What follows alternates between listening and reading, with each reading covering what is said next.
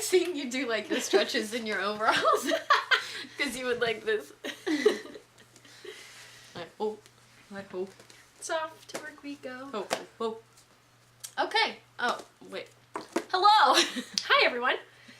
Today we are going to do a review of The Bluest Eye by Toni Morrison. If you have already read this, you can find our spoilery discussion linked down below. I'm Jessica.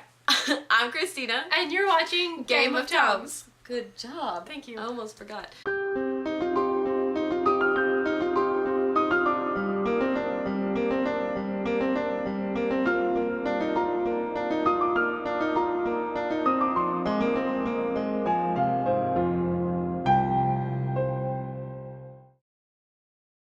So let's start off with what we rated it. Okay, I gave it 5 stars. After discussion, I gave it 4 stars. I did not rate it beforehand. I struggled with this a little bit. My mood had a really big impact, and I just was forcing myself to read it.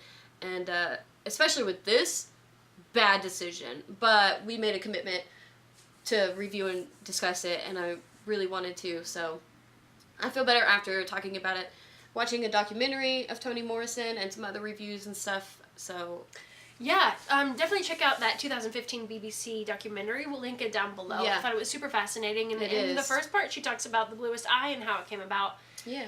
And her general thoughts. I think that was an amazing, fascinating documentary. And The Bluest Eye was actually Toni Morrison's debut novel. It was. And it was not received well at all. No. And it's interesting as well, if you guys end up reading this, our copies had an afterword by Toni Morrison in it, and you should really, really check it out, because she kind of compares to see if her book was successful or not. You know what I mean? And there's parts in here where she admits that she feels like she failed at some things, as far as like trying to get point of views across and things like that. Specifically Pecola's mom, I think she had pointed out that she said she had a hard time writing from her point of view, and that's why it was kind of like told in 2 different yeah, like her own writing, and then like also I thought she was very successful in writing Paulina. I thought so too. Yeah, but I guess she thought it wasn't. Right. But interesting. Yeah. This book is about a little black girl named Pecola who prays and prays and prays for blue eyes. Right, and that's all I knew going into this book. Yeah, that's all I knew. Maybe I think the book was more than that.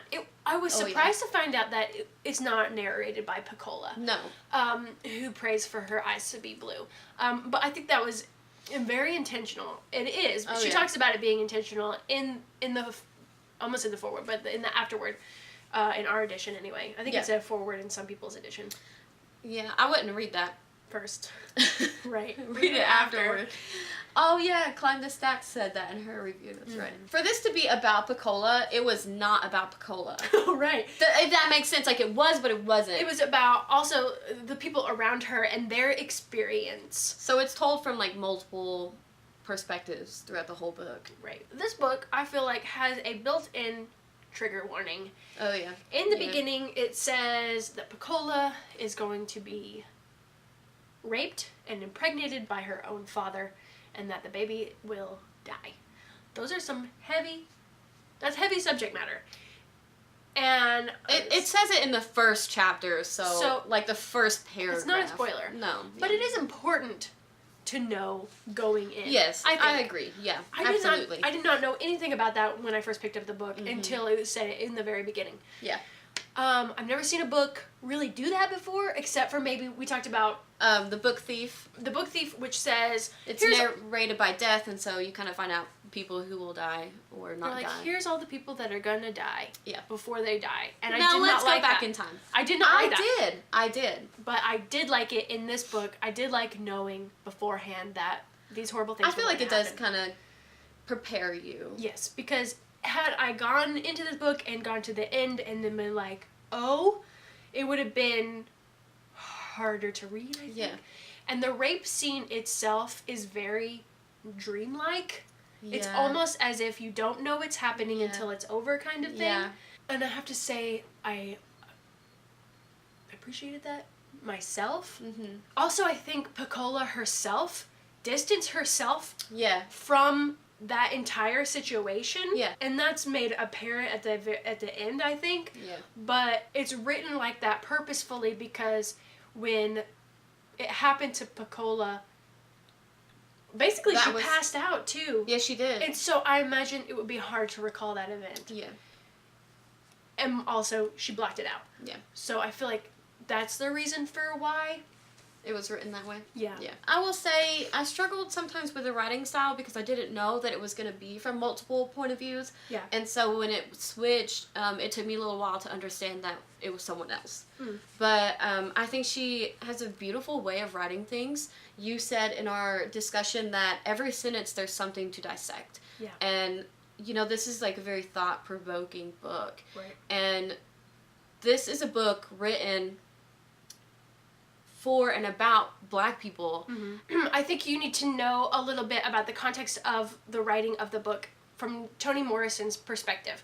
She talked about this book takes place in the 40s and 50s. Toni Morrison wrote this in 1970 when the Black is Beautiful movement was happening. And it's set in Ohio. It's not set in the South or, that's right. It is set in Ohio. Which is where Toni Morrison is from. Yes. Anyway, Black is Beautiful. She felt like, why are you saying Black is beautiful? I know I'm beautiful, or each individual person knows that they're beautiful, or that it doesn't matter, like I don't care about my beauty, you know what I mean? Like I don't need you to and I don't need you to tell me that I'm Black and beautiful. They're saying that for white people, she felt. Yeah. She was saying that for the white gaze, I feel like that's a term that she coined. But, and so when she wrote this book, she wrote it for herself, which means she's writing it for Black people, she said. When she wrote from that perspective, she felt like she was able to write her truth. Yeah. And I think that's why she's so successful. Yeah. She got the idea to write this book after, when she was in school, she was having a debate with another student about the existence of God. She said that Toni Morrison said, God exists, and I know that to be true. And the other girl said, no, he doesn't exist, and I have proof. Yeah. She said, I've been praying to God to give me blue eyes for 2 years now, and he hasn't made that happen. And she said she just realized, like, you're beautiful. She realized how awful it would be for her to have blue eyes. Yes. And I think she said she was like 10 years old, and she said that's the first time it hit her to call someone beautiful. Yeah. And that she just recognized, like, but you're beautiful, like, on your own. And yeah, it was. Watch that documentary. It's really good. It is really good. So I think this book is about what it's like to internalize oppression, and it's really a heartbreaking book, but I also think it's a very important book, and I'm so glad that I read it. Me too. Yeah. So let us know if you're planning on reading this book, and come back for the discussion. Yeah. We'd like to talk about it. Yeah, absolutely. Okay. Is that it? I think so. Awesome.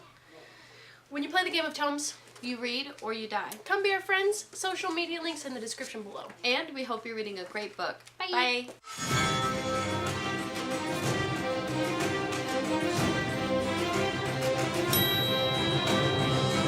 Lost, what felt like it all in a game.